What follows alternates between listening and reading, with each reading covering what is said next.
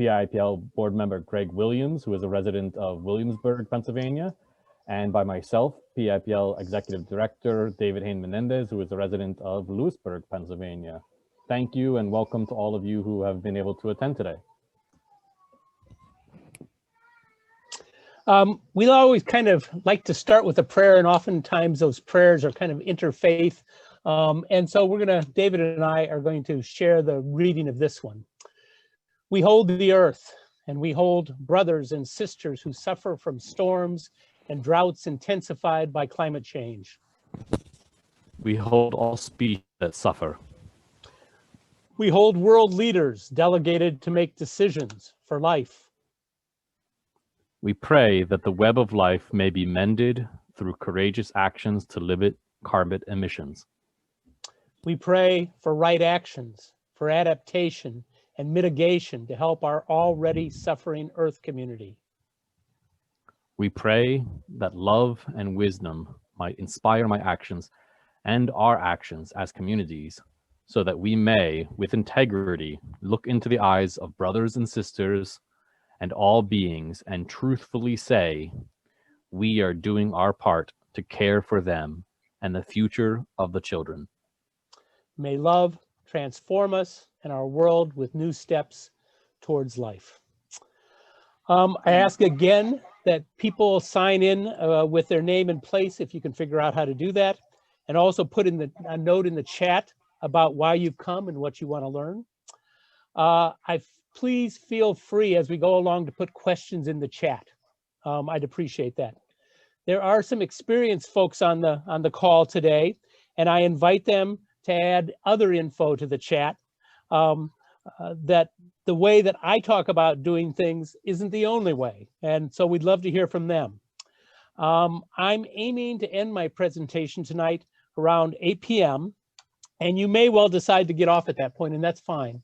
But I also want to offer that there will be an answer and question and answer period after that, and also perhaps even a discussion may be possible. So if you want to stay on, please do. We will send you a thank you email in a couple of days and hope to include in that the chat, so you don't have to copy stuff out of there, along with links that show up throughout this. Other opportunities to learn. We will record this, as David said, and send out the recording in a week or two. When and if the snow end, I'm sure they're going to sometime, we hope to make a couple of short videos with more of the specific hows and whys of planting and or invasive removal, hopefully in early March, and we'll send those out to this list of folks who signed up. Second slide has my name, my cell phone, an email, and also David's. I invite you to contact us anytime with questions, comments by phone or by email. I'm making this presentation from a place of believing in the divine and believing in science, both, and seeing a dance between those two. I think that we humans are a complicated species, capable of great goodness and great evil, great insight and great ignorance, and capable of profound hubris. I believe as a culture, we are in danger of thinking we are gods, and we aren't. My background leads me to come from a place of profound respect and wonder at the complexity of life and the natural world, enormous gratitude to the Creator by whatever name, and eagerness to learn more and more about the world. I'm also glad to see we had a young partner there with Ron. There's a budding naturalist right there. Pay attention to that self-healing capacity of nature, learn from it and get out of its way. That possibility gives me great hope for the future. Could I have the next slide? I'm speaking tonight to at least three distinct audiences. So not everything's going to apply to you, but I'll get to you. There are people who want to make their own yards more climate friendly. The gardeners, owners of woodlots, a great place to start and continue. It is enough to make a difference. There are also people who may want to work with others in public spaces, with volunteer to make those places more climate friendly. People who want to do collective community volunteering and public space planting. And then there are people who may want to put larger street trees in our shrinking urban forests where there are aging trees in tough conditions. Slide number 3, the next one, shows Mark Smith's work in Germantown in Philadelphia with tree tender organization. I've done the tree tenders in Philly and really admire their work. They're getting trees where they really need to be. It's not applicable to where I am in rural PA, but important for David in Lewisburg, for instance. So some cities need big trees for the mental and physical health of their residents. They clean the air particulates, slow flooding, etc. Go back and read this article. It's very good. In order to kind of tell you about what's going on in planting, what I've learned about planting, I'm going to kind of frame it in my personal history. That's illustrative of my learning and awareness process. I was an active educator for 30 years. I taught in classrooms for much of that time. I'm not an expert at all. I'm not even particularly trained in biology. I'm a self-taught environmental educator that switched from the classroom to doing this because I love being outdoors with kids so much. Did that for about 25 years. I also was a science teacher, a elementary school principal, and then a bookstore owner. I first did habitat restoration in around 1996 at a girls' school in Philadelphia, right next to Fairmount Park, under the auspices of a good friend of mine, David Bauer in Fairmount Park. He got us bare root trees and taught me and my elementary school's girls how to plant after pulling vines out of trees, after pulling up the same plants we're going to be talking about today. I've been hanging out with these plants for 25 years now. 14 years later, during a period where I had taught some, I'd run a bookstore for full time. I was in the confluence of closing my bookstore, and my granddaughter Tallulah was born. And it was one of those, oh my God moments, because she could not grow up in that world if I could do anything about it. I knew I needed to do something, didn't know what. The huge existential dilemma that took me several years to sort out. I'm still sorting it out. My first kind of step was going to the climate march in New York City in 2014. Coincidentally, there was a chapter of PAIPL right around the corner from where I lived in Mount Airy section of Philadelphia. And they were able to take me on the bus with them. I went wearing this picture of my daughter Tallulah in the middle there, but I also carried wishes from the Black kids from the Jubilee School in West Philadelphia, where I volunteered for many years, and where we planted gardens, where I taught them about climate change, and where I asked them what their hopes were in regard to climate change. And that's all those file cards on there. So I went to that march with PAIPL. I got on the bus. I was no longer alone. I had companions. I had a home. I tried to grow that home by starting a chapter of PAIPL at St. Martin's in the Fields in Philadelphia. But we had to figure out, what do we do? What do you do about climate change? How do I lead? What are my gifts? What are my talents? What brings me joy? What matters? All of those are questions that you may have asked. I've done habitat restoration. Would that make a difference? Yeah, it would, in regards to water quality, in regards to habitat biodiversity, which makes for greater stability in the habitat. But what about carbon sequestration? Would it have any effect on that? I don't know. It was an open question for a while. The next slide shows an area called Buttercup Cottage in Fairmount Park near St. Martin's in the Fields, where Reverend Jarrett Kerbel and I started by working together and talking about all this stuff, removing non-natives from one tiny little pocket of Fairmount Park. We then asked others to help us. It's now a church ministry. I worked with Rabbi Malka Bina Klein, another member of PAIPL at Carpenter's Woods in Philadelphia, another part of Fairmount Park. My mentor, David Bauer, was still leading Fairmount volunteer work in Fairmount Park, and he gave me a green light to do that. We got other folks to join us, still not much planting. We didn't think about getting our own bare roots or seedlings because I didn't know it was available, didn't know how to do it. In the next slide, Another thing that I was working on in Fairmount Park and in Philadelphia was this jungle. This is called Japanese knotweed. We see some of it around here, not a lot, but it's here. And I fought it and found that it was what you call a monoculture. Nothing else is going to grow in that patch, nothing. And I saw the destructive power of that. It spreads by rhizomes. It grows inches a day, sometimes 5 inches a day. I've actually measured it and just go, oh my God, Godzilla. And it comes, if you pull it, it comes back. But I have learned that it does respond to repeated visits and pullings 4 or 5 times a season, and preventing the flowering that's starting right here, because those seeds are like X-wing fighters. They go everywhere. And those come out in August. So by 2016, what did I learn? That was 2 years. I learned that climate change is incredibly complicated, and it's unfurling. The information keeps garnering. We keep garnering information. It's confusing. I also learned that I needed to find community, and that probably other people needed to too. I found that this work was really dispiriting, really depressing, really confusing, and doing it alone made it worse.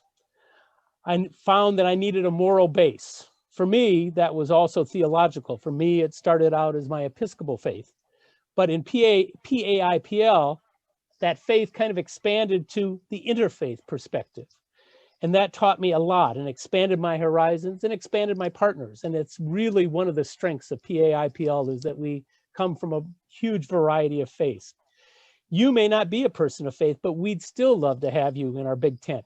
People of conscience, people of non-church spirituality, you're all very welcome. So that's where I started. Oh, I'm sorry. Then at one point, right in there, I moved to Williamsburg. Tallulah had moved to Florida, so I might as well move to Williamsburg. So that's where I started, with my own land. We'd bought some land with 1 1/3 acres. The previous owners had tamed the land like most homeowners. They've mowed much of it. They didn't recognize that we had a problem with Norway Maple, which controls the habitat by shading out everything. There was clear evidence in this land of lots of use of herbicides, lots of use of leaf blowers. It was kind of a dead environment in a lot of ways. There was lots of bare soil during the winter in forests, and erosion was starting. However, this wood turtle, there we go. This wood turtle was there in our first week. This is a beautiful, magnificent animal. He's about 40, this guy was about 40 years old. My wife knows how to count the ridges on the shell there. We think it was not a guy, but we think it was probably a female, and probably headed down to the Juniata, the Frankstown branch of the Juniata to lay eggs. We haven't seen it again, not sure exactly why it was there, but I took it as a good omen. Anyway, getting on to Norway Maple, going back to that, this just a little aside, that this Norway Maple is kind of illustrative of non-native invasives. It was introduced during colonial days by the Bartrams, some of the most famous plant explorers in the United States. And they had this growing trade between Europe and them. They were early plant explorers. This plant has been planted in streets and in lawns everywhere, but it also really spreads well into native areas. It has samaras, little winged helicopter sort seeds that gets into those places. In the habitat where I'm working, there's a lot of them, and they create a huge amount of shade. There's a need to remove them. My question was, do I do that fast? Do I do that slow? How best to do it? So I asked the regional state forest to advise me. I also know that I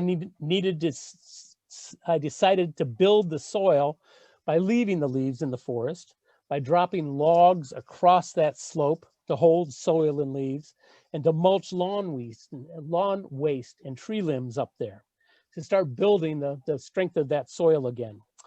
And when there's not a danger of spread, when those invasives aren't going to spread by doing that, I would bag invasives like English ivy and put those in the trash. One of the next things that happened is that I was invited to a PAIPL chapter in Harrisburg, a film showing that they were having.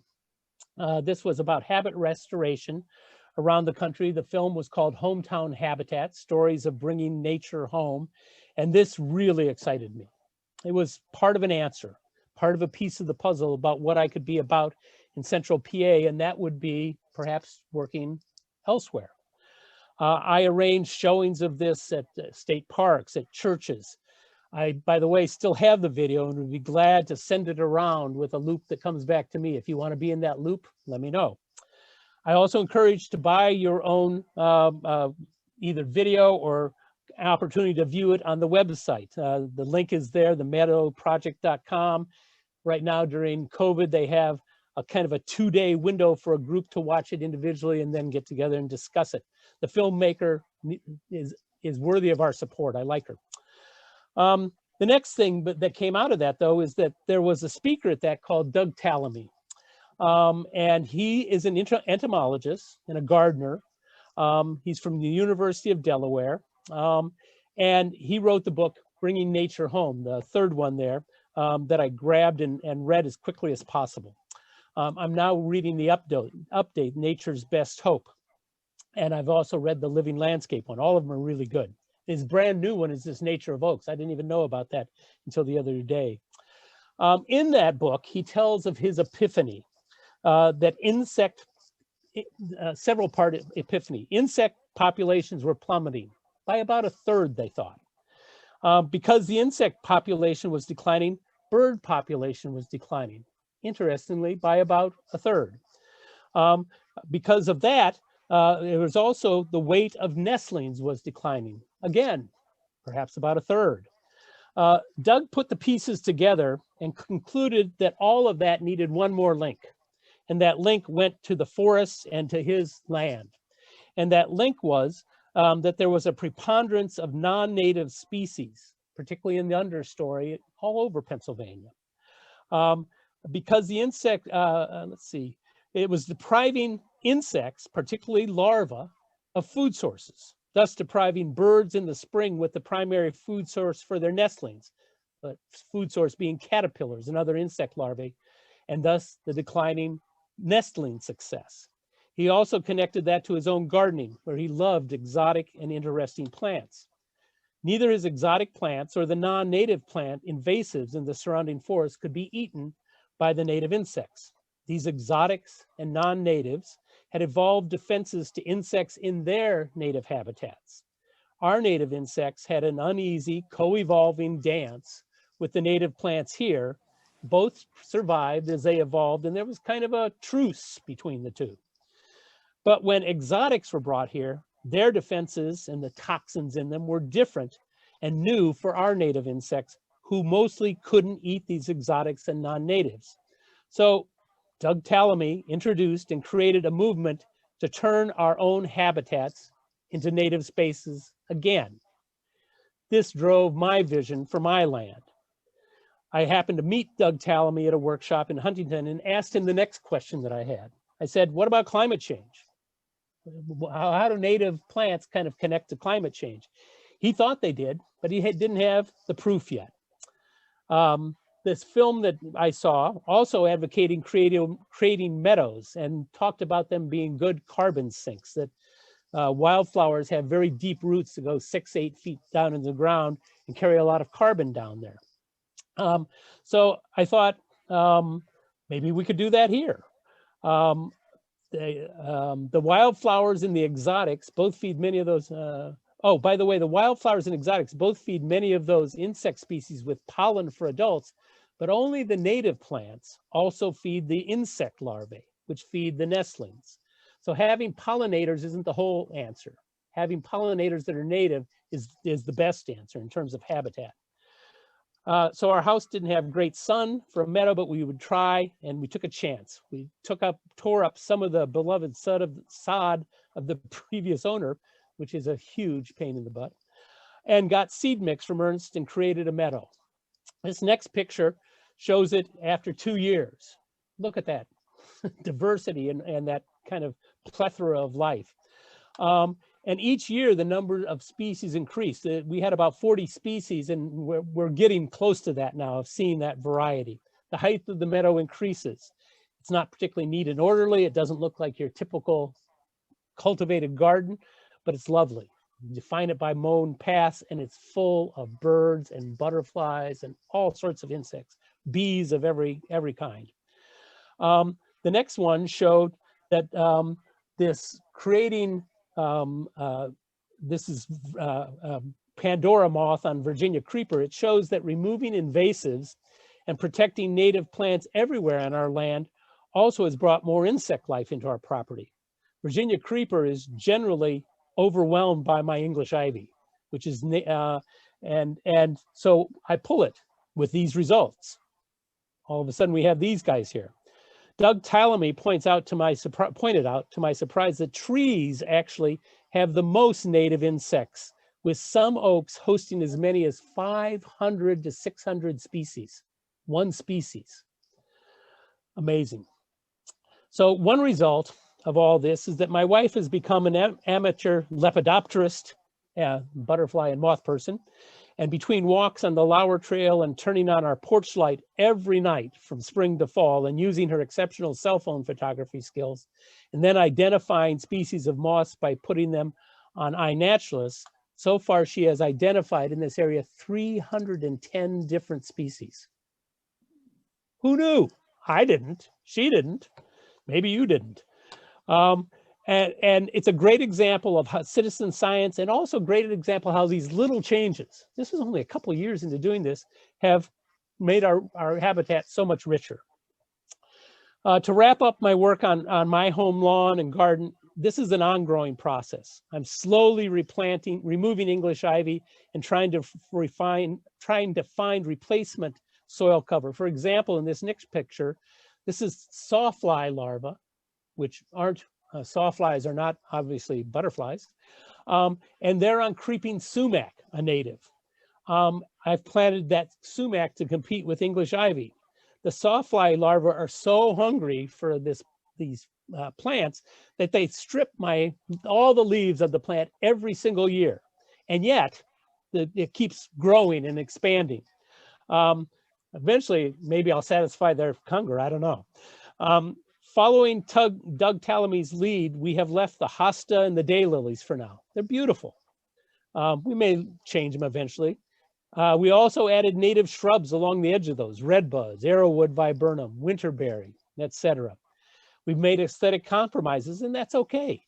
We planted a lilac, obviously not a native, but we love it. We've tried to stay ahead of the invasives who love a vacuum and invade where we've removed other non-natives, as you'll see in this next slide. If you remove non-natives, there are other non-natives just waiting. They're lurking in the background, and we'll take over. On the left is garlic mustard, that round kind of plant, and stilt grass, which, wow, spreads like wildflower. And then lesser celandine, a beautiful flowering plant, but spreads and is pretty aggressive.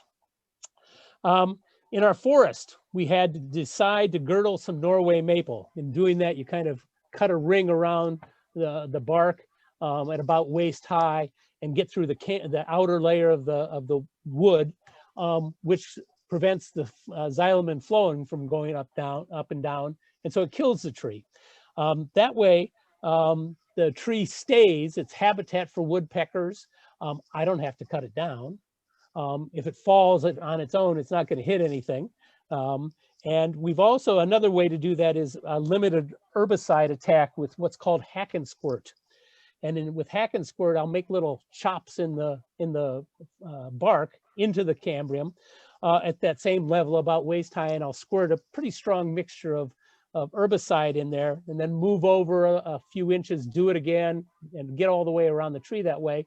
And without spraying on the leaves, without getting any other plants infected, the plant, if you do this in August and September, that's the right time of year to do it, October, the plant is taking all of its sugars and sending it down into the roots, so it carries that herbicide down with there, and then also goes up and gets the leaves at the same time. By doing this, we're trying to get more light on that hillside for other species of trees that will work with shade, but also keeping cover. We discovered that we had other trees in there, basswood and some oaks. There's some natives emerging that I don't have any idea what they are, but I know my non-natives and I know what isn't a non-native, so I keep those and discover more about them over time. I also, during this whole process, learned the hard way about something called cultivars. A cultivar is a class of quote unquote natives that has been bred, crossbred, usually for some trait, more color, better flowers, whatever. What you don't know is whether or not that crossbreeding has carries other genes that you don't want. For instance, new kind of toxins that will be resistant to the native insects. So I try and stay away from cultivars.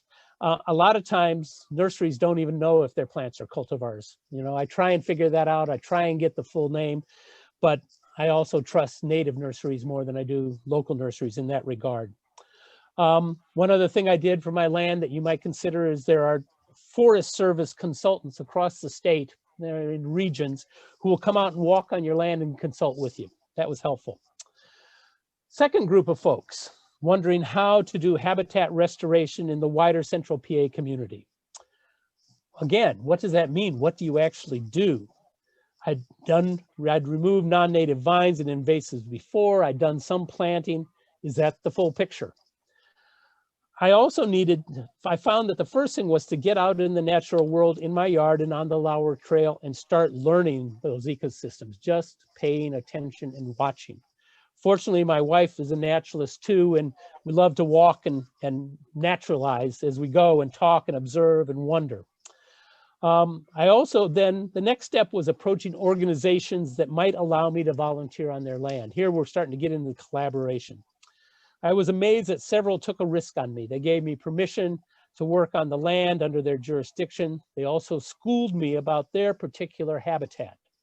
It was a learning adventure all along that path. The first place was Central PA Rails to Trails. It's a 16-mile trail that goes right through Williamsburg where I live. I went to their board meeting. I told them of my experience, told them that I'd like to offer to volunteer, and they said yes. So our first work party was on the Lauer Trail on Black Friday in 2016. This was a huge group. I have rarely had this big a group. I thought, oh boy, this is going to be easy. No.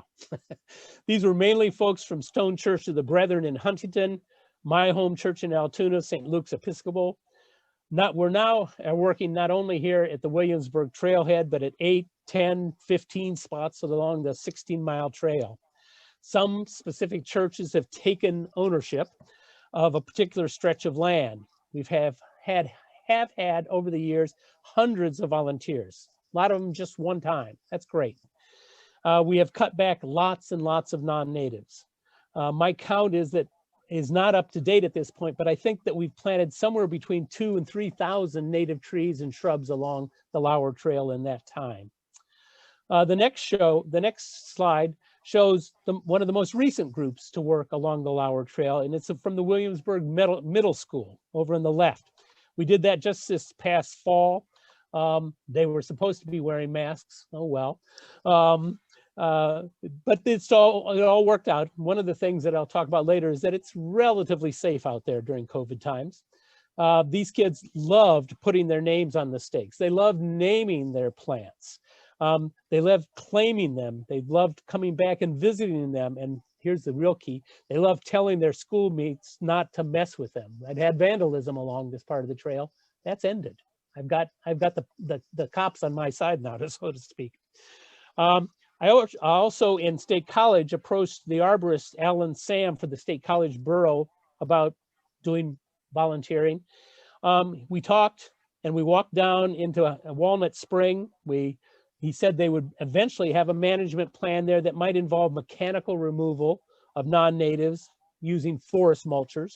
They might have some herbicide, but in the meantime, he had a sensitive habitat that wouldn't work for either of those. So we looked at the marsh. And this marsh had this bird blind and the non-native invasives. That's all you see in that picture. Go back a picture for a second, David. There were so many non-native invasives there that if you went in that bird blind, you couldn't see out the windows. It was useless. So we started off by cutting all that down. And then if we go to the next slide, probably 2 years later, also at Walnut Springs, you can see that the bird blind now is very visible. You can see out those windows.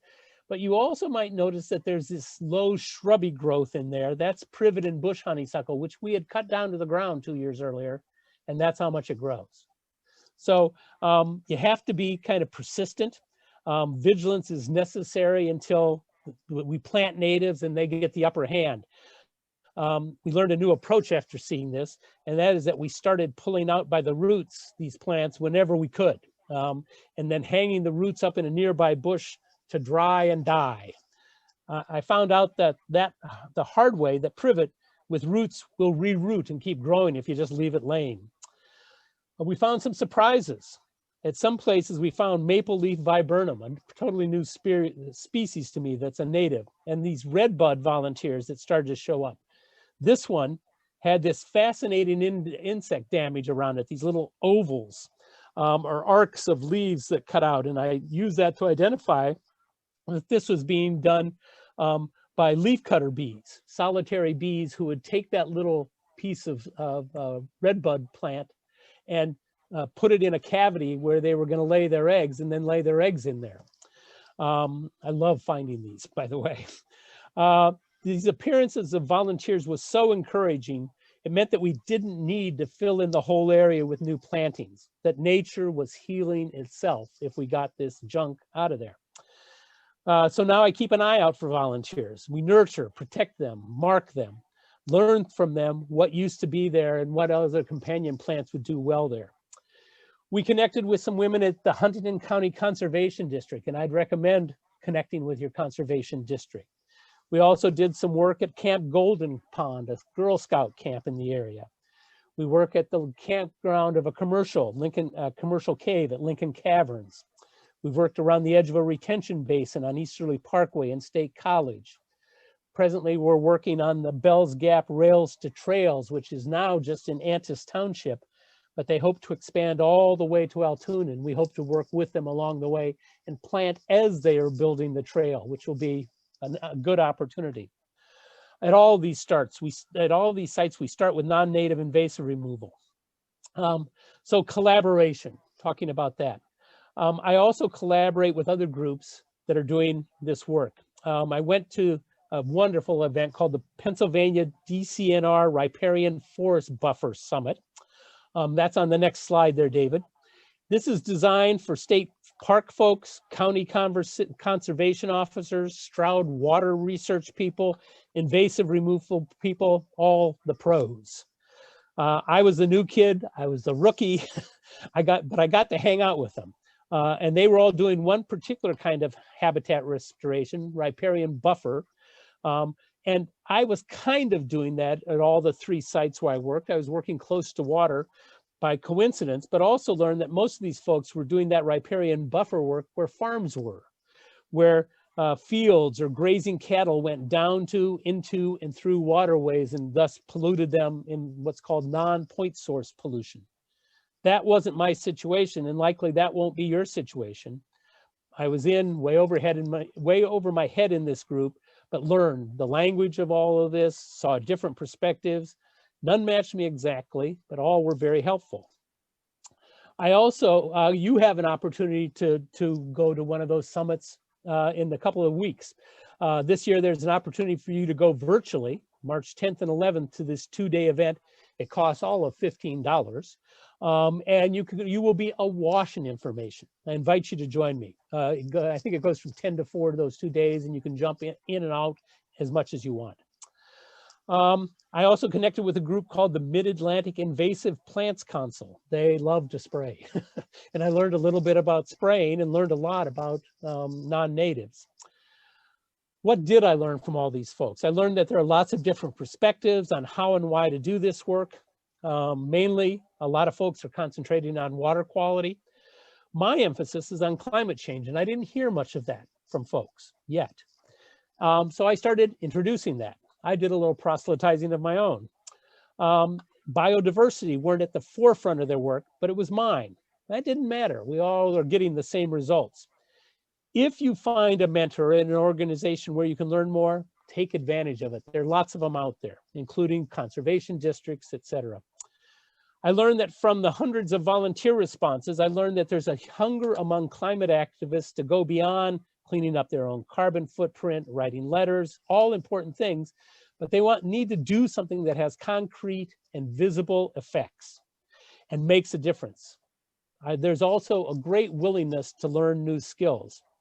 I learned that I can schedule with specific groups, and that's great, but I also learned a very flexible approach to volunteerism is to arrange 2-hour work parties in a variety of locations.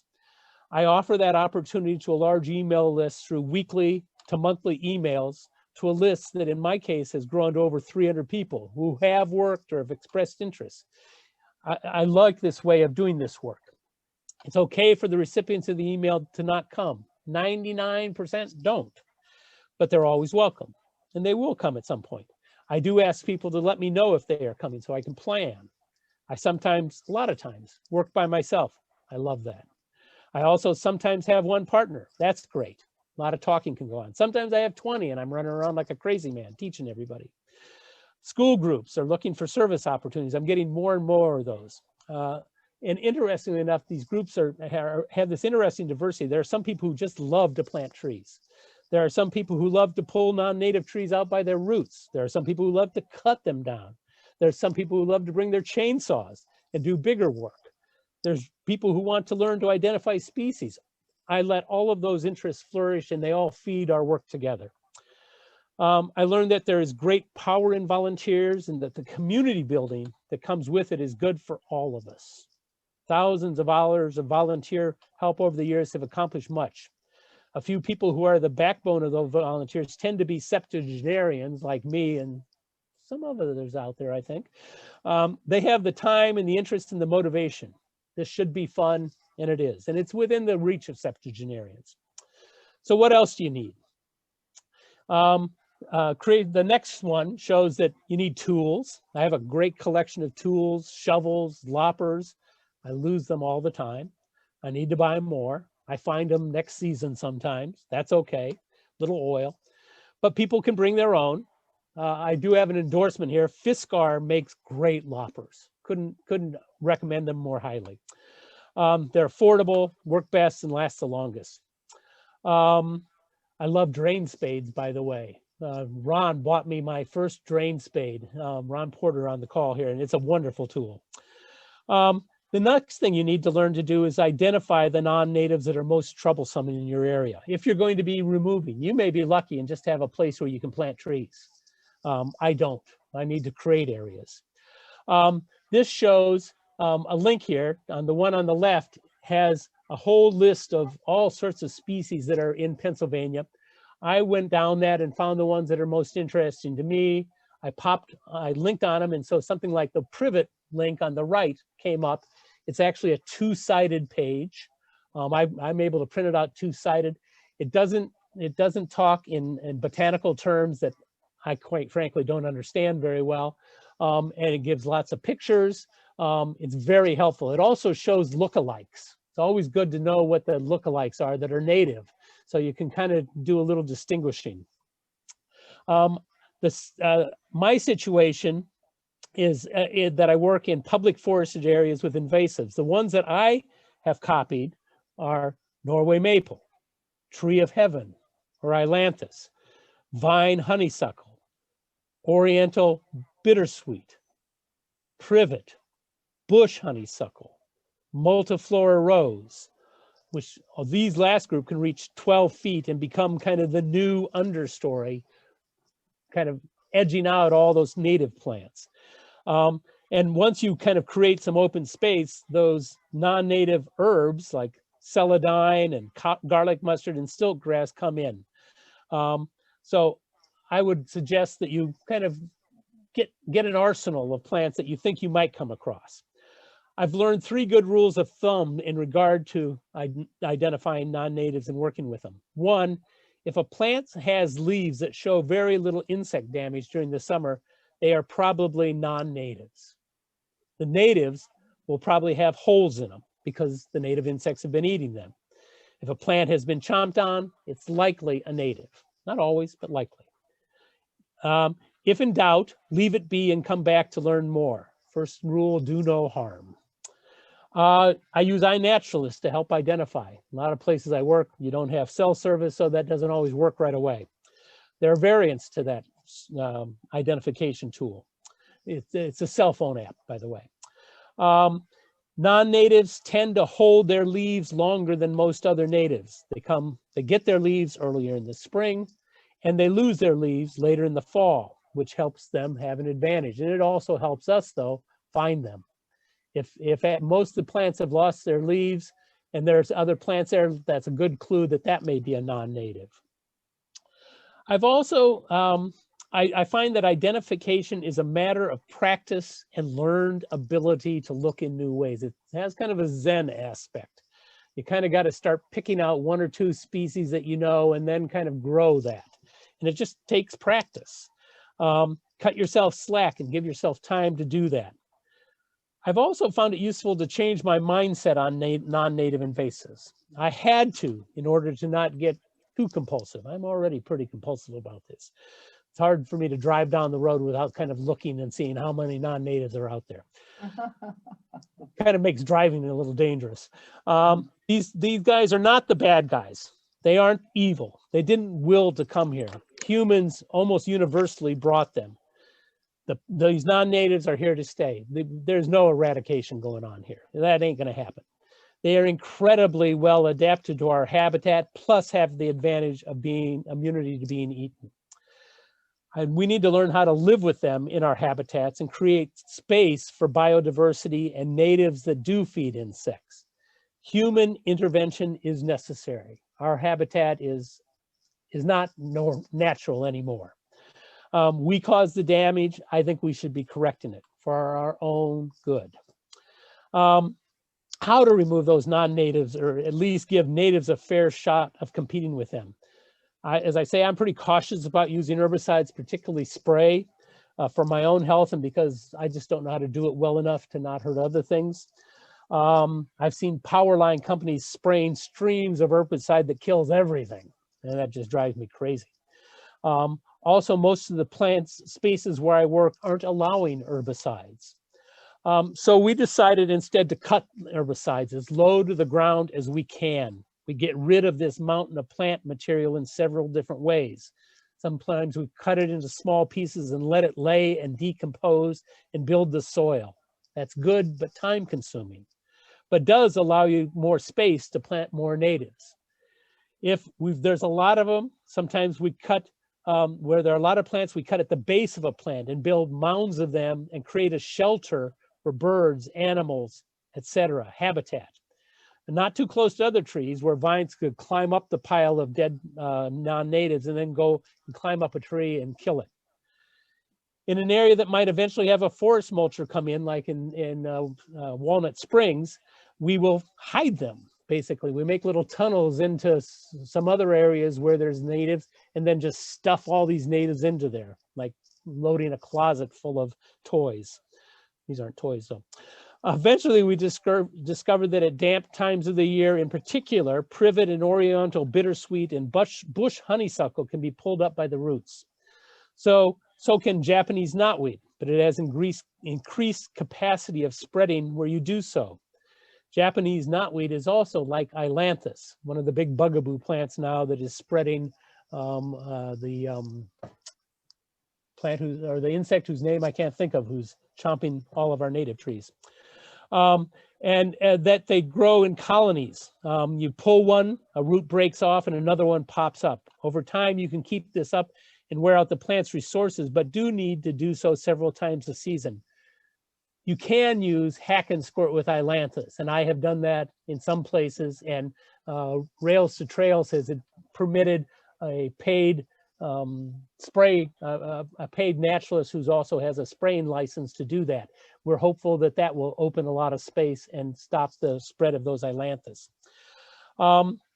I've also am experimenting with the planting of some natives like bare root dogwoods, which are capable of spreading in a similar way to those rhizomes. They might better compete and crowd out the roots and shades out the roots, the shoots that come up from those non-native rhizomes. So returning to another piece of the puzzle, the carbon sequestration picture. and PAIPL's focus on climate change. The efficacy of creation care and habitat restoration wasn't established, at least not in my mind, until I discovered Drawdown, a wonderful resource that first came to my attention in the New York Times summaries in the summer of 2017. I bought the book. Maybe you can go back to maybe we have a picture of that book, I'm not sure. I bought the book and introduced it to everyone who would listen. It ranked the most effective ways to reverse climate warming, both in terms of preventing more greenhouse gases going into the atmosphere and ways to remove greenhouse gases already in the atmosphere. There, if you can't, you can find it used. It's just called Drawdown. And with extensive, the book is filled with extensive research, analysis, and suggestions.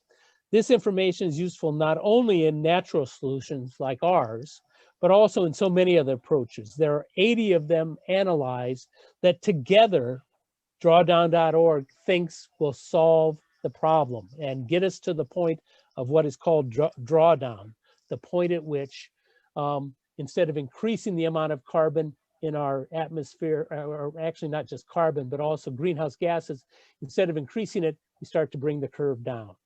They think that we might be able to do that if we follow those suggestions by about 2050. Cutting it close, but possible. Now in 2020, this new online form that's on the screen is now called the Drawdown Review.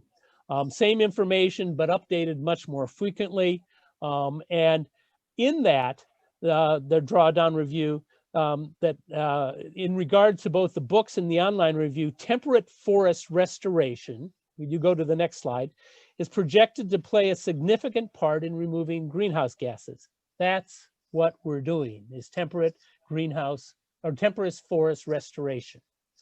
And that is ranked 14th or 16th, somewhere there, in terms of the impact of this carbon sequestration in their ranking of the top 80 solutions that allow us collectively to get to drawdown, that point at which the level of greenhouse gases stops increasing and starts to decline. That means this work counts in climate change in a significant way. It's going to take a lot more than us doing it. It's going to take people all around the world, but people all around the world are doing it. At PAIPL's next monthly state Zoom meeting on Monday, March 15th at 7 p.m., these resources will be discussed in tandem with PA's Changing Climate by Professor Chris Forrest, a Penn State professor and advisor to Drawdown. I hope you'll join us. You'll get emails about that. That might even be in the newsletter that comes out tomorrow, I'm not sure. His talk is entitled Changing Weather Patterns in PA, that's his expertise, and how this impacts achieving drawdown. There was also another affirmation of this impact of our work on climate warming. I came across this article from Scientific American in 2018. It shows that basically the best technology for fighting climate change isn't a technology, it's planting trees. To summarize this research, and I'm not an expert, one of several things we can do here in Central PA to have maximum effect is to let nature lead us, let nature be nature, get ourselves and our mistakes out of the way. Pay attention to what's already happening in the forest and my yard, pay attention to biodiversity, pay attention to creating greater soil health and removing non-natives and planting natives. Pay attention to insect and bird populations, all these sorts of biodiversity. This will improve water quality, air quality, biodiversity, and level of greenhouse gases in the atmosphere in powerful ways that the natural world has always done. We just need to reduce the harm our civilizations have done and find new and better ways to coexist with that natural world. I'm so grateful that this path also offers on-the-job learning, fun, and companionship. The final piece of the puzzle now, we're getting to planting. Planting native trees and shrubs, and what I've discovered over time. First of all, that there's two different kinds of trees that you can plant. We'll start with the bare roots here. You can see that bare root native trees and shrubs, they were the most affordable solution. and thus my go-to choice for a couple of years. I really didn't have any other options. $500 could buy a lot of native bare roots, PA Rails to Trail gave me that much to spend. As you can see, they literally come with no dirt. Just before they are shipped, these plants are removed from the soil. So if fields are wet and muddy and then tractors can't get out in those fields, we may have to wait for them. Once they come out of the soil, they're vulnerable because if their roots dry out, they can die very quickly.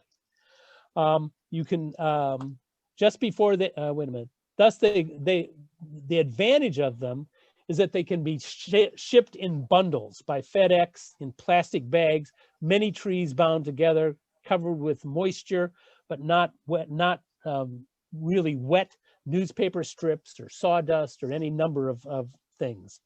That the thousands of bare roots that IPL is receiving this spring and distributing from 5 or 6 different locations will be shipped that way. So if you've ordered plants, you may be getting them like that. We don't know when, and we may not get much warning. That's a downside of bare roots, is that it's a little more weather dependent. But the advantage is that we may get them earlier in the planting season in spring, and you want to put them in quickly. They may come as early as mid-March, maybe as late as mid-April. As I say, the advantage of getting them early is that they need to be planted when still dormant. You want to get them in the ground so that the energy for the plant can start doing new root growth, putting out those little hairs. You try to discourage the leafing out while you're waiting to plant them by keeping them in kind of 40-degree weather, which is a challenge. You don't want them to get too cold. You don't want them to get too hot. You don't want them to dry out. Those plants that will come from us now have the benefit of the technology that I learned along the way, that we dip these bare roots in an anti-desiccant gel. It's kind of look like goop. And it gives you those roots some protection for a while. We at EPL, at the IPL distribution locations, will label each plant with a plastic tag with its species name, so you don't get them mixed up. It is very hard to identify mature plants. It's really hard to identify bare, leafless, tiny little plants and tell which is which. So that's why we identify them. We then put them, we dip them in gel unless you want asked to do otherwise, and then we wrap a group of them in plastic bags to prevent further desiccation. Notice in this picture that the hole should have the collar where the color of the bark changes, and you can kind of see it right here at soil level. That's something to keep in mind, and actually they've got kind of a shovel going across there or a yardstick to kind of help you do that. You don't want it too deep, you don't want it too shallow. One of the challenges of bare root is to get soil in around all those roots there. You almost have to use your fingers as little pokers, and you want to poke and poke and poke, because if there's areas of air pockets in that soil around the roots, wherever there's an air pocket around a root, that part of the root will die because water can't travel across air that way. It needs to travel from soil particle to soil particle. These plants are challenging and but they're worth it. In the next picture, you'll see kind of an idea of how they come from one of the nurseries where I've gotten them. Musser Forest, by the way, is one of the nurseries.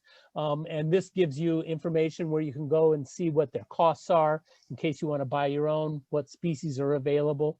The next slide shows you an even cheaper place to get them. This is the Howard Nursery of the State Department of Forestry. They grow a lot of plants. You can see this center aisle is just full of plants, cheek to jowl. And they grow them for their own forest rejuvenation. But then they also, if they have leftovers, sell them, and they sell them incredibly cheaply, somewhere around 30, 50, 60 cents a piece. You can get a lot of plants that way. If you can get them and plant them, it's well worth it. In retrospective, I bought from both Musser and also Howard Nursery, and got bare roots the first couple of years. The success rate in the long run wasn't great, but for the money spent, return was great. Also, those first few years, I didn't know about tubes and stakes. I didn't know where to get them. And that made a huge difference because they protect from predation. They also protect from getting stepped on, but it also means I could find them and weed around them and care for them. Without those, I lost them. With tubes and stakes, I'm sure that the success rate for those bare roots would have been higher. I'm all for getting plants in the ground as early as possible, and often these bare roots arrive the earliest. Some of the bare roots coming to us this year are coming to us from Musser and will be FedEx to those distribution points, repacked for you. Once they are, come and get them as quickly as possible. Some others are coming from a nursery brand new to me. I have no idea if we'll get notified of those, but we'll keep you in touch with anything we know. Moving on to seedlings. Seedlings come in a whole different way. You can see they come in a pot, and all of them come from a really wonderful nursery called Octorero. It's down in the Lancaster area, very high grade nursery. They come in these 2-inch by 2-inch pots that are about 8 inches high. Sometimes they're ready to be pulled out of those pots and put into a bigger pot like these, where the roots are growing out like that. Maybe you'll be able to dig a hole deep enough to get all those roots in there. Maybe you just have to trim some of them. You'll have to decide. If I pulled that plant out of that pot when I got to the point of planting, you might also find that there's roots all the way around that ball. And it may be strangling the plant there, and you have to loosen that. And it's kind of, it's a trial and error practice because you don't want those plants to strangle the whole plant, or those roots to strangle the whole plant. Let's see. These will also be labeled, by the way, with the same tag. The pluses to these plants are they're easier to plant. You can do a smaller hole. The hole only needs to be a little bigger and a little deeper than the pot. And then you just need to stuff dirt in there as tightly as you can around there, again, pushing with your fingers. If you can water them, both the bare roots and the seedlings, that helps. It kind of helps the soil to settle. Water and then stuff a little, water and then stuff some. But a lot of times you don't have water with you, particularly in the wilds. It's best if you plant these before leafing out, but not as essential as it is for the bare roots. They can stay in the tube a long time. I've gotten some of those plants in April and not planted them until June. As long as I water them every couple of days, particularly once they start to leaf out, they need more water. And I'll check about the frequency of watering by looking at the holes at the bottom and seeing if it's moist there. And if it is, it's probably okay. If you see it dry at the top, you can also water it. With those holes, the water will drain through. But I like to plant them as early as possible to get spring rain to kind of water that whole area. The minuses is they're harder to get to you. They take up more room. They're much more expensive, 10, 20 times as much. They may be root bound and need to be loosened up. That's not a big deal. The seedlings will be delivered by truck to the PA IPL distribution centers, and we will know the date. And mostly it's going to be closer to April 15th than April 1st. But they won't arrive at the distribution centers all at the same time. Again, if you order some plants from us, you'll get notification of when they arrive and when to come get them. There are other options for purchasing native trees and shrubs besides getting them from where we get them, Chesapeake Bay Foundation, which I'll talk about in a moment, both bare roots and seedlings. And in the next slide, you'll see that there's a link to that where they list nurseries, native tree nurseries in Pennsylvania. And there's one in Bellefonte, there's some up in Indiana, PA. Now this particular list goes into states that are alphabetically after Pennsylvania. I'd stick to Pennsylvania. You want to get trees as much as possible from the area where you want to plant them. It just works better. Okay, the next slide, the game changer, and that's the Keystone 10 Million Tree Project. This is from the Chesapeake Bay Foundation. I was introduced to that. I am so grateful for their focus, their generosity. They literally want to put 10 million trees in Pennsylvania by 2025. That is a huge undertaking. I don't think we're even at 1 million yet. I don't know. They don't tell me the count, probably for that reason. But they are ramping up very quickly. They offer free bare root seedlings, bare roots and seedlings. I'm sorry. They also offer free tubes and stakes and bird nets. I'll talk about those in a minute. Their focus is the Chesapeake Bay watershed, rightly so. The water in the Chesapeake Bay watershed, a lot of it comes from Pennsylvania. If they can clean it up here, they don't have to clean it up in the bay. And they're all about better water quality.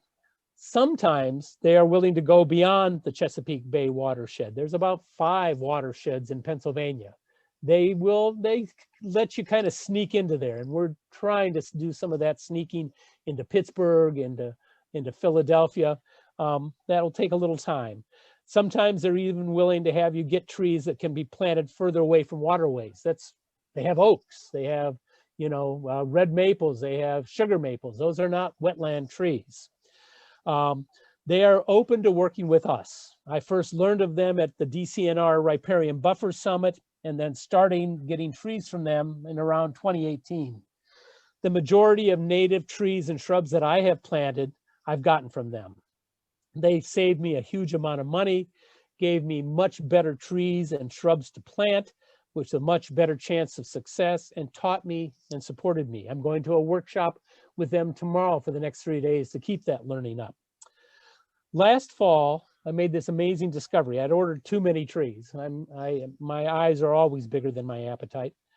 Or I don't know, maybe not than my appetite. And COVID was cutting down on my volunteers that last fall, and I wasn't going to be able to plant them all. So on a whim, I put out one email to my regular email list, and boom, within days, I had 30 people who wanted trees. I gave away almost 1,000 trees last year, just like that. And all of a sudden, I was in the plant distribution business as well as the planting business. Some of these people had been volunteering with me. Many of these were homeowners. Some people were people that told other people who told other people and then ordered the plants. Many weren't part of IPL, but wanted to plant natives. Some of them, that shows how hard it is to find natives. Some of them had woodlots or marshes. They all loved and wanted to protect the biodiversity. We had an opportunity to become a distributor as well as a planters of trees. It was a great move forward for IPL's and CBF's goals. Last fall and this spring, and I hope going forward, we will have a distribution point in my 3-county area of Blair, Center, and Huntington at my house in Williamsburg. If you've ordered from me, you will need to drive here to pick up your tubes and stakes, your bare root trees, and your seedlings. These will arrive in 3 or 4 different shipments. It's a pain in the neck to get them. Sometimes we get lucky and you can pick up 3 or 4 things at the same time. You just never know. I'm in communication a lot with my planters. Let's see. Yes, I was delighted that David was willing, and his partner Sam were willing to distribute in Union County in Lewisburg. Jan, who's on, I don't think is on the phone on the call, but maybe, she's in Lackawanna County in Scranton, and Jill is in Lucerne County at a couple of sites. All of these folks have taken on a huge burden of distributing these trees. This is a lot of work. If you're going to be working with people in those areas, I ask that you cut them some slack. It's a learning process. Be gentle, be kind. We'll get better at this. There have been some kinks already in distribution this year. We thought we ordered plants and then didn't get them. That happens. Now, moving on to tubes and stakes. These come from CBF. True tubes and stakes are also free. You're advancing us. How and why, there you go.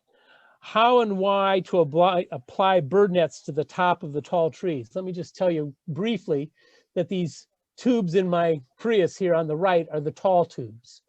they have a flanged side and they have a straight side. The flanged side goes up, and we get these little plastic nets. They're all kind of bundled up in they look like a cigar, a long white cigar. You open them up and you pull them down over the top of that tube so that you eventually have a little hole in the top. The reason we put them on there is that we were finding that in the spring, when the insects came out, they would land on these plants to eat them because they were natives and they were hungry. Unfortunately, birds would roost on the top of these tubes, fly down into those tubes to eat those insects, and then die there because they couldn't spread their wings and fly out again. So this is really a protection against birds dying in our plantings. We don't want that to happen. The little hole in the top is so that when the tree finally gets tall enough to come out of the tube, it can actually get through that hole, and then it actually kind of lifts the net off. And then we can kind of remove that net. You can see that the tubes come in nested. On the right here, they're nested in groups of 5, and then they're all bundled. And if I remember right, that's 3, 6, 9, yeah, that's 60 tubes altogether in that group right there. On the left, those are shorter ones, and those are wider tubes, and they are nested in groups of 4. And you can do the math to figure that out. That pile of stakes right there are the tall stakes, and those come in bundles of 25, and they weigh a ton. Don't hurt your back with them. These are shorter stakes over here. They come in groups of 25 as well and don't weigh quite as much. And so these go with these go with these, just so you kind of have a sense of how this works. These tubes do a couple of things. They give plants a fighting chance against non-natives. They make it easy to find them. They protect mainly against buck rub. Young deer in the fall develop velvet on their newly emerging antlers each year, and it itches, and they need to scratch it. And big trees are not as good to scratch against as little trees. And when they scratch, they also wear the bark off and can kill a tree that easily, or they just knock it over. They're kind of oafish that way. This tube prevents that, or at least slows it down. It also protects against tiny little rodents who would love to get in there and eat the bark off of those trees. When you put these tubes on, you kind of nestle it down into the ground so those rodents can't get in there very easily. They're voles are the names of the rodents. Let's see. The tube also acts like a mini greenhouse, which accelerates growth.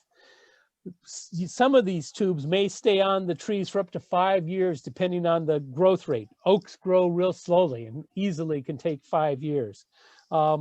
Silver maples grow much faster. Some of them are already out of tubes.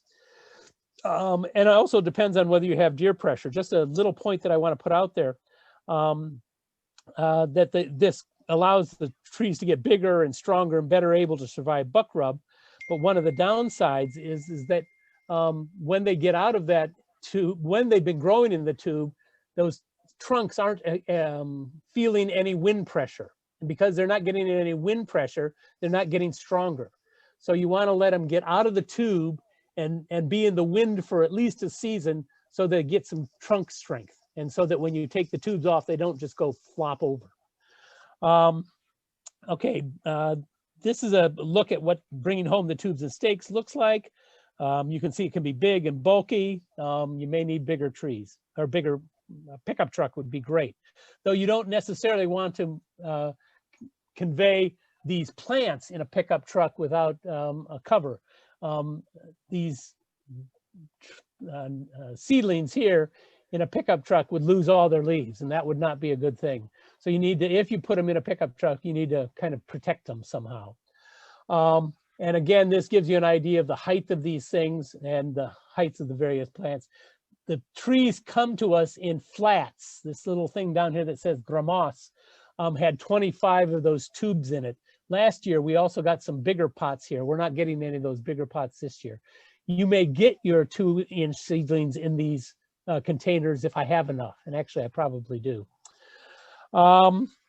So let's talk about packaging, etc. let's move towards the end here. How you can get involved. We have this PAIPL Creation Care sign-up sheet. I believe it will be emailed to you in the next couple of days. Is that right, David? Okay. There is an opportunity there to sign up to be a volunteer. Some of you, that may be what you really want to do, is to volunteer. Learn the ropes that way. If you do, put in there, you can either sign up for my 3-county area. David's going to need volunteers in Lewisburg. We don't know yet if the Lackawanna and Lucerne County will need help. You can, if you're closest to that, we'll let you know about it. We also don't know yet when we need help, because we don't know when the plants will arrive and when the weather will be appropriate for planting. So if we have your contact information, we will contact you. My area, I'll put you on that weekly email list with times, dates, directions, etc., and show how to do planting during the spring and fall. So it's not only the planting, but also I'll have you on my list for doing habitat restoration and removal of non-natives. There's no obligation for mine. If you come, let me know so I can look for you. I'll give you on-the-job training. An area with lots of bare roots, there will be a critical need for a lot of planters in a short window of time. Keep your email alerts open from March 15th to about April 15th. That's when we will need the most people. If you are interested in helping with planting this spring, anytime, please sign up so we will know you can work. We will then get back to you. If you don't hear, it's possible you may have signed up to volunteer and not hear from anyone. Check with David or me if you're getting antsy. Our contact numbers are on that earlier slide. The other option is getting native plants yourself. We've already kind of divvied up a lot of them, but there are extras. David has extras in Lewisburg. I will have extras here. After I kind of assign my extras here, I may actually give some more to David. So this is all kind of a moving target. If you sign up for plants and are willing to drive to Williamsburg, put that down on the form that you'd like to pick up here. I will be in touch this week with a list of what plants are available to you. If you want to get them from me, you will have a limited time to choose and respond, because I want to pass along the extra plants to David in Lewisburg. And they'll need to let them know by the end of February. I know that plants are available. I don't know that plants are available from, I take that back. I know that plants are available from Sam and David in Lewisburg. If you can pick up there, put that down. They will be in touch with you and let you know what's available. They may get more plants from me, and as I say, know by the end of February. I can't guarantee you will get what you will want this planting season, but get on the list for next fall and beyond. We will do this twice a year, we hope. In those northeastern counties, we probably will not have trees available. They are probably all committed, but we may be having availability for volunteers. So keep that in mind. It's a great way to learn the first time is by working beside people. The schedule slide. Okay, the questions of when can we start, where should we go? Plants could arrive mid to late March. Planting may begin by the first week of April, but could be mid-April. Once the bare roots need to be in probably by mid-April at the latest. The planting of the seedlings will go from April into June. What can you do now? Register, sign up, give us your connections. If you can, help us connect to other congregations. We definitely need volunteers. We definitely need funds. Move to the spiritual street retreat slide there if you could. Or no, actually, I'm sorry, the COVID absolutism. Go back, there you go. There are some concerns about COVID, and we had those concerns very early on. And very early on, all the indications seemed to say that being outdoors in the sun, in the wind, with a mask on was pretty safe. So we kind of continued planting. It worked, no problems. This article in the New York Times is very interesting, just came out 3 days ago, and it talks about COVID absolutism, where you do follow all of the restrictions religiously. they say in there that all the scientific evidence so far is that they don't know of a single case of transmission outdoors where people are wearing masks, observing social distancing, and not standing around and talking for a long time, like more than 5 minutes. In our work parties, we gather for an initial introduction. I do some teaching, then everybody disperses, works in their own little area. I move around. We wear masks when we're within 6 feet of each other. All the indications is that that is very safe.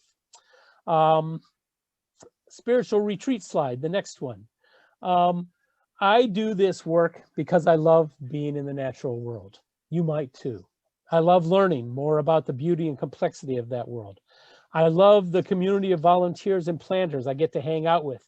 And I feel it is one thing that I can do to make a little difference in a struggle to turn around climate warming. And I am compelled by my faith to do so. I also encountered the divine in the natural world. It's God's cathedral, and I like being there. There's all these sorts of advantages to it, and I hope you will consider them. On the next slide, we are working on a shoestring at PIAPL. We've been doing so for 10 years. Bill and Chuck know those challenges. Doing this expansion of our creation care is pulling a little bit on that shoestring. So if you're able to help us with some financial support, we'd love it. There's a link here that you can follow. You can go to PAIPL US and find the website. Anything would be appreciated. Final slide. Almost final slide. There's a bonus that we just learned about today, and that is that there's a live webinar with Doug Tallamy offered by one of our partners. This gives all the information, and David will be sending that out as well. So you can actually click on that link and register. I will be on that. I look forward to it. Thank you so much for coming tonight. Thanks for exploring this ministry, this good work, this group effort. I would love to have you stay around if you can. I will be open to hearing questions. We'll kind of unmute everybody. You can raise your hand, get my attention somehow, and we can chat for a while. So if you're leaving, thanks for coming. Hope to see you again sometime. Any questions, any comments? David, do you see anything in the chat that start us off? Let me look. Hi, Courtney. Glad you could make it.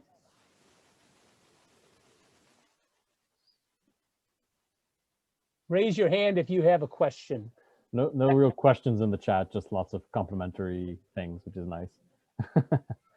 How about those of you who have a little experience? Do you have anything to add? I'd also say that I think Greg laid everything out really fantastically. The one thing that I'll say is that we also usually try to have some sort of like captain there at all of our events, so that you're not going out there and trying to figure everything out on your first trip. There's somebody with you, and especially for the events in the Greater Lewisburg area, I or Sam Pearson, who has done this before, will literally be there with the people. We don't want to ever send anybody out blind. And then, as Greg said earlier, we will be creating these like kind of how-to short tutorial, like kind of 5-minute snippet videos. So, even if you do wind up doing this on your own, you collect a tree and you want to plant it on your property, you will have a series of little 5-minute videos like, wait, how was I supposed to do this again? And you could play it on your phone very quickly and look it up. It'd be pretty simple. Yes, yeah, David. Yes, excuse me. Yes, I've been naturalizing my property for, about 12, 13 years. You're ahead of the curve. It's a slow process. I mean, people have to understand, I think, that you have to be a little patient with it. Yeah. You're not going to have, a 20-foot tree overnight or anything like that, but it does take time. And, but I've been getting my plants from the Chesapeake Bay program, and I mean, free everything. Yeah. Can't beat that, can you? Good. But I've been very leery about the bare roots, and you know, one factor, of course, is the conditions on the property. Mhm. And you know, I'm in a place kind of on the side of a mountain where it's very thin soil and just clay Mhm. underneath Mhm. it. Mhm. And I'm always, should I just stick them in the soil that's there and let them fight it out, or should I try to enrich the soil a little bit, or you know, put some extra nice soil around the roots, or how should I handle those bare roots? That's a great question, and an item for great debate among tree planters. Sam's partner, or David's partner, Sam, says that she always puts in soil, and she's planting kind of in a floodplain and kind of an area where there's rubble, and so she's putting it in there. I have heard from other people, including Colleen DeLong at Clearwater Conservancy, that a plant needs to adapt to the soil that it's in, and doing it from the get-go is a good idea. I don't have the time and the resources of carrying a bunch of potting soil with me, or mulch or compost, particularly because when you're planting out in the areas where I am, where there's not a hose, you know, I sometimes I can drive close to the site, but oftentimes, you know, I'm doing all that in my Prius and then carrying stuff to wherever I'm working. I'm carrying lots of stuff already. So I tend to err in that direction. Sam goes in the other direction. Good luck, and just do both and see. Do your own Yeah. experiment. But one other thing, no, I am a volunteer tree planter. I'm working with a group here that we're doing you know, outreach and going out and doing tree plantings for people. What's the name of the group? And well, it's the Nittany Valley Environmental. Okay, good. NVIC. Yeah. And but there's some disagreement. No, yeah. So you said, you know, to be very careful to get your root base at the right level in the soil and so forth. And you know, one of our planters is saying, no, we have to make a depression so that the homeowner can water it easily and so forth. And you know, I was saying, no, I don't think that's a good idea, but I know some of the people you're talking about. Yes. oh, okay. I'll tell you what I do anyway, is I make sure that the collar is at ground level, and then I'll make kind of a basin around it, but I want that collar at ground level. Right. So I'll gather extra soil from wherever I can and what that kind of does is creates a little dam around it, so that when it rains, that water will stay there instead of running off, and that's very useful, I think. But I'm not going to get into a debate with anybody. I just do what I do. No. They do what they do. Yeah. I mean, it really depends on the site. I mean, just to use mine as an example, it's very wet because of the clay, you know, and so forth. I mean, it tends to be a very soggy mess, and so I tend to mound things, you know, even more than sink them in. But well, and so I think it's just important to kind of look at the site and in 12 years, you've learned a lot. You're learning what works on your land, and that's important. You know, you have to figure that out. One thing I do on hillsides like that is I will put the tree in like this on the hillside, and I'll build a dam on the downside. Okay. And then the root is at level, but also I can have a dam that will hold some water that comes down that hill. Okay.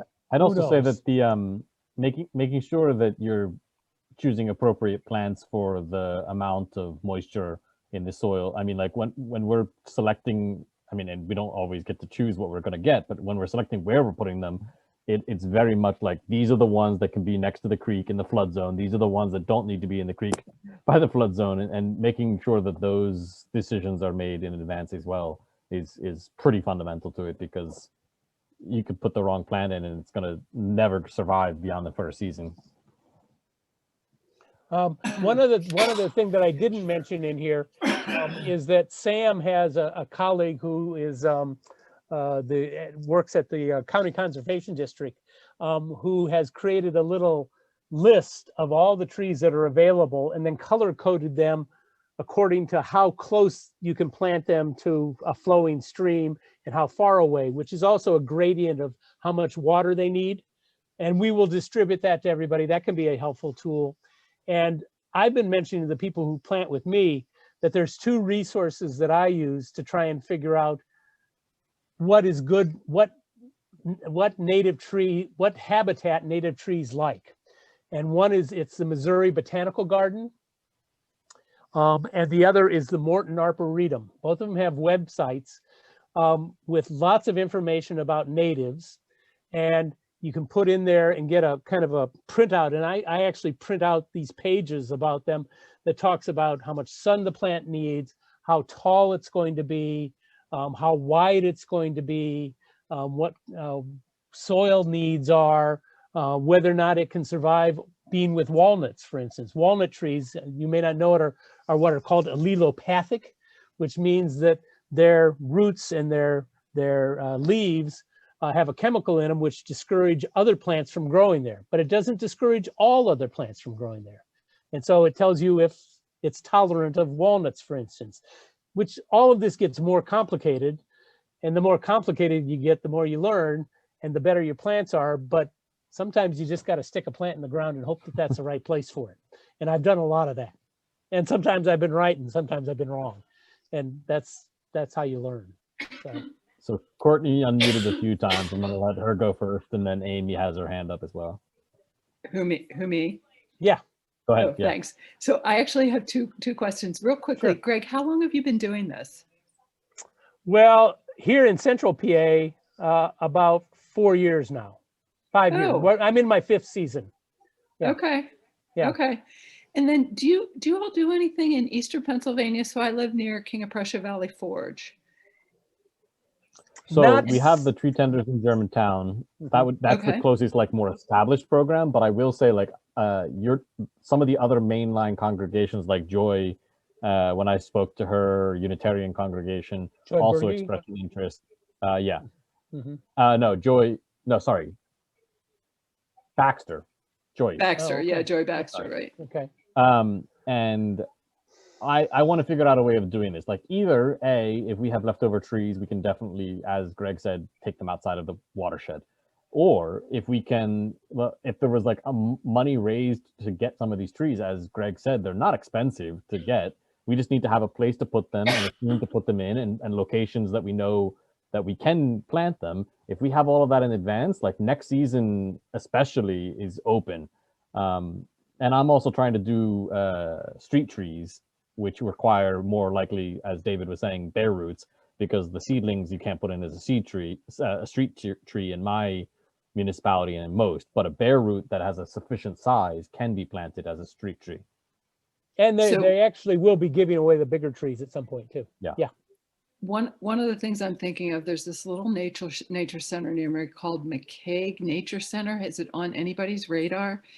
So it's a local nature center. It's suffering a lot of erosion from people traffic and then as a result from increased rains. And I feel like that would be a great connection. So maybe we can talk and see if we can. That sounds like a great project for the mainline group. do- I mean, absolutely, we could. Do something. Courtney, I have a couple of ideas for that. One is that if you got a group together and you got permission from this place, and we took it to PA or took it to Chesapeake Bay Foundation, they might bite. As I say, they're willing to go outside of their IPL has a good track record with them. I'd love to kind of keep expanding our boundaries a little. And if you're willing to get a group together, we can talk to her. I know All she can do is say no. Baxter's Church is definitely prime and ready to go. If we had a project for them, they would do it tomorrow. So The other thing is there's a technology called live staking, where you cut pieces of a particular plants, and it works best with kind of wetland plants like willows and dogwoods and not box elders. Anyway, there's a variety of plants where you get them for free. You got to find where to cut them. It'll take a little plant exploration, take a little knowledge, and you basically cut them in the winter, and you just cut them into 18-inch pieces.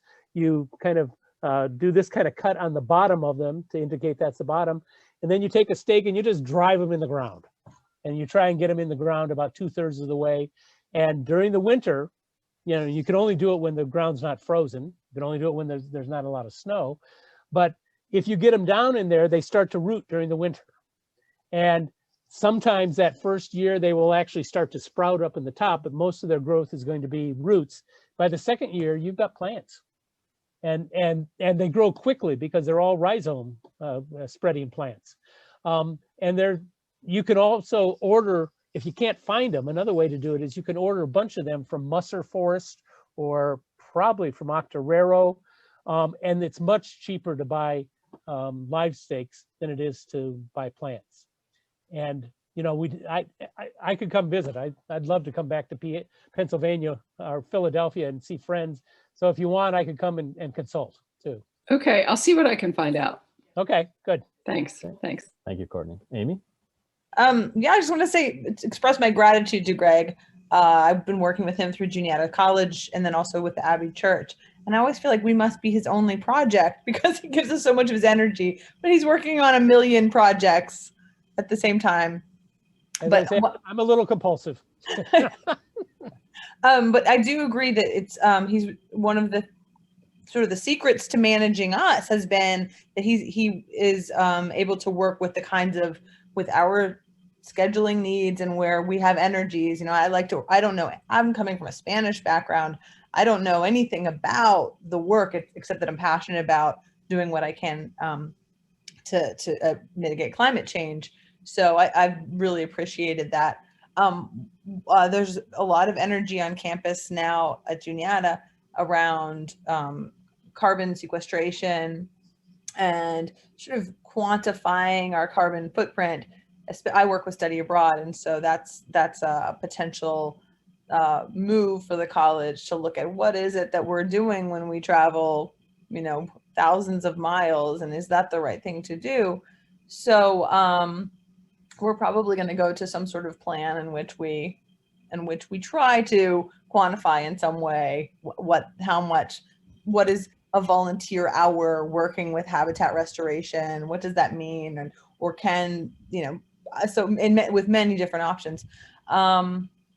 So that's just that comment and that gratitude to Greg, because he's been also very helpful in helping me think some of those things through and what maybe other institutions could do and how we can, as a college, what we can do.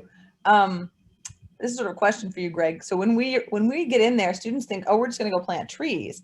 But a lot of what we're doing is cutting non-natives, and it feels wrong when you know you need to carbon sequester, but it's the wrong kind of vegetation.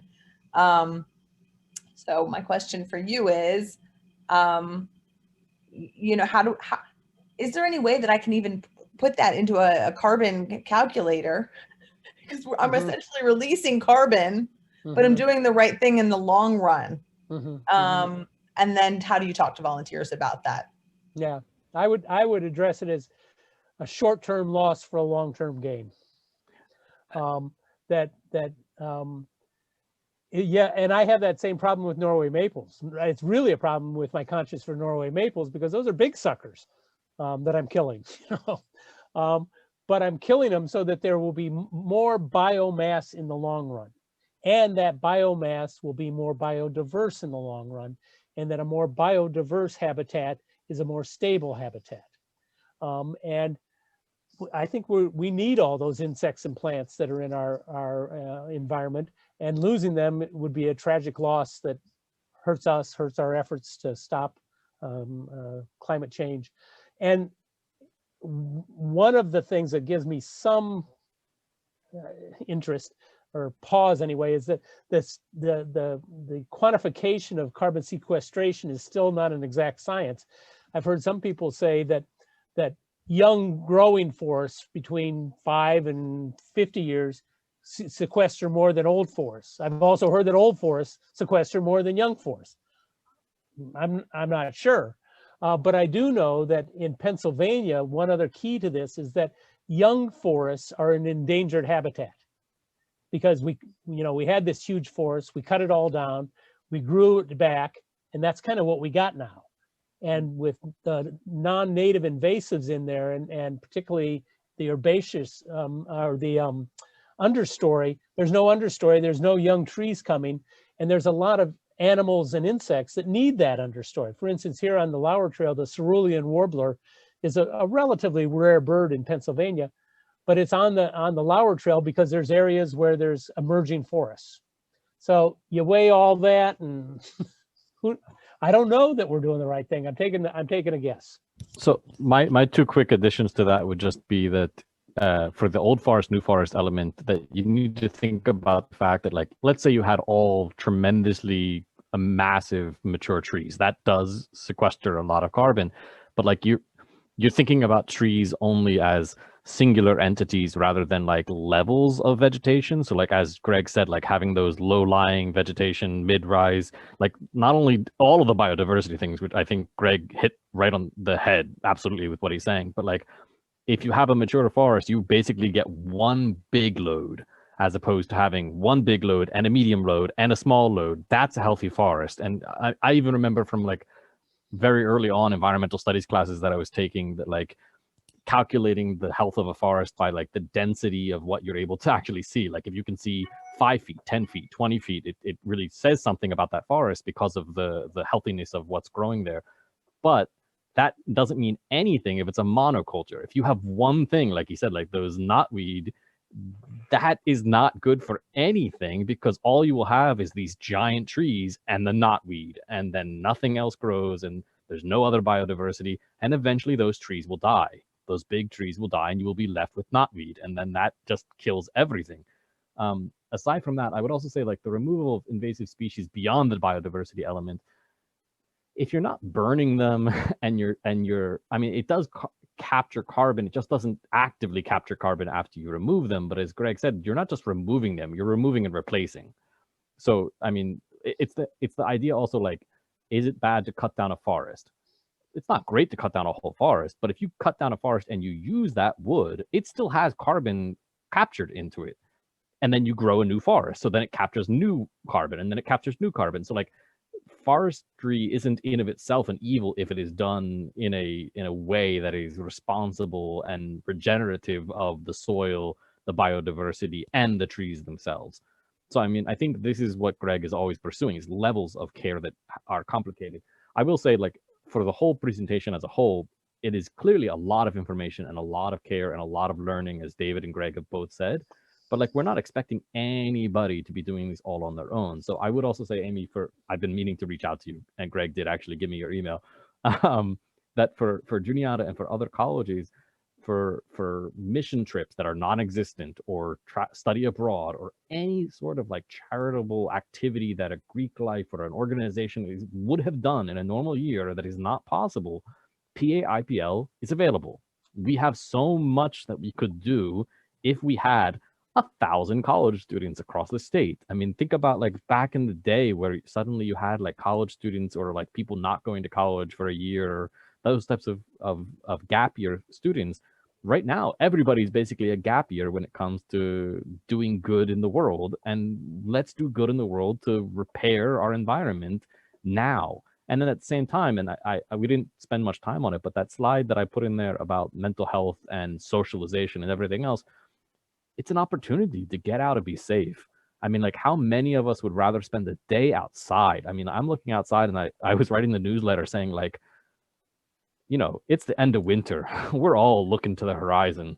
Like, we just want to see that springtime sunrise, right? And I think that creation care, in my mind, is exactly that. I cannot wait to get out there and be in the environment and be with people in a way that I haven't been able to do for the last year, practically. So I think college students, who are sometimes most at risk of mental health issues as a result of isolation, as well as all the stressors of college and virtual learning and everything else, it's an opportunity. I mean, I think we would love to have them, and honestly, it could really benefit them. Yeah, it's already making a really big impact on a lot of their lives, and they feel the angst of climate change, and they're really, I mean, they feel it like in an existential crisis, profound way. And unless we can give them courses of adequate action, They just have to sit with that, and it's not a fair thing to do to them. So I think it's a fantastic, and it's been really good for socialization in a time when socialization is and particularly not everybody's going to write their senator, not everybody's going to show up to a protest, but like most people are like, plant a tree, sure. Help stop flooding, sure. Like that's what I love about creation care, is that it's so not hard. Like if you spend one weekend a year and you come and help us, that's one more volunteer that we have for that weekend in that year, right? And if you decide to come back every weekend or a couple times a year, that's all great. Like you said, like working with people's schedules and meeting them where they are and suiting their needs, literally physically where they are geographically. I mean, this is one of the things I like most about PIPL, is that we do this. You know, like most other organizations do not do this, or they're like a conservancy. Like they have a very specific spot that they're doing this, and that's perfectly good work, but then they don't do any of the advocacy, and there's no spiritual, no other things. So I think for me, PIPL is where everything kind of comes together to make sure that we have a world. Hey, David, it occurred to me that if you want, you could send out my notes too, because I saw a lot of people writing really quickly, and we're giving them some information, but if you want to send that out too. I thought maybe I'll send out the PowerPoint, this presentation, all those links. Like you guys are going to get a lot in an email coming soon. Anything I else? must sign off because I've got little kids who Good night. go to school tomorrow. But thanks so much, Greg. You're an organizational genius, and you always make my students feel so good. Oh, And so it's been really good for me also. So thank you so much. Thank you. You're a great organizer yourself. Thank you. Thanks. She's brought, I don't know, 60, 80 different students so far. Wow. Hi, Arthur. Do you have a question? Hello to you too. Yeah, I came in late here. Ironically, my son Alex, who is working with conservation tree resources, that phone call interrupted me just as I was logging in from him. Well, you will get to be able to see the whole thing again. Oh, good. Okay, that he was wondering. So I Yes.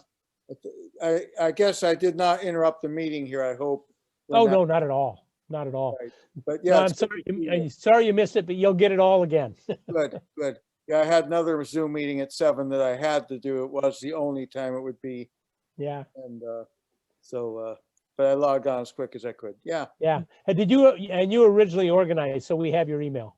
I mean, Good. you originally registered, so Yeah. we have your email. So I can see it again. Good. Good. Will do. Perfect. Yeah. Anybody else? Thank you for hanging in until the end. I appreciate it. Hope to see you out there planting and come across each other again. Take Yeah, care.